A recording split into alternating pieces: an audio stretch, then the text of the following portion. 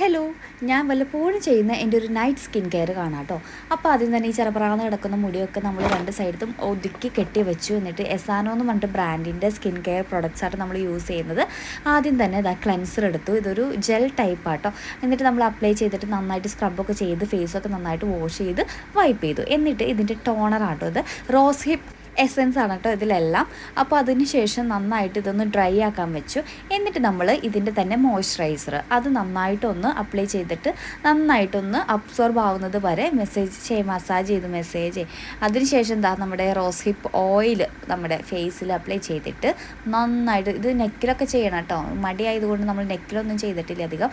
അപ്പോൾ നന്നായിട്ടൊന്ന് മസാജ് ചെയ്തു. അതിന് ശേഷം അവസാനം ഒരു നൈറ്റ് ക്രീമാണിത്. നൈറ്റ് ക്രീം നമ്മൾ കണ്ണിൻ്റെ താഴെയായിട്ട് മാത്രം ഐ ക്രീമായിട്ട് യൂസ് ചെയ്തു. അപ്പോൾ അത്രേ ഉള്ളൂ എൻ്റെ നൈറ്റ് കെയർ. അതിന് ശേഷം കിടന്നുറങ്ങാൻ പോവാണ്. ബൈ.